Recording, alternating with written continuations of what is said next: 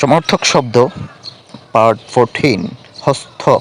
হস্ত শব্দের কয়েকটি সমার্থক শব্দ হচ্ছে হাত, কর, বাহু, ভুজ, ফানি, হস্তক। কথা। কথা শব্দের সমার্থক শব্দ হচ্ছে উক্তি, বচন, কথন, বাক্য, বাণী, ভাষণ, বিবৃতি, আখ্যান, বচ, ভাষা, জবান, বাগ, বুলি, বুল। কপুল। কপুল শব্দের সমার্থক শব্দ হচ্ছে গাল, গণ্ডদেশ, মুখ, বিবর, ভাগ্য, গণ্ড।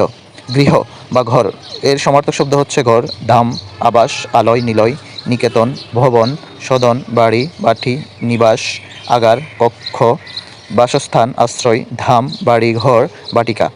ঝড়।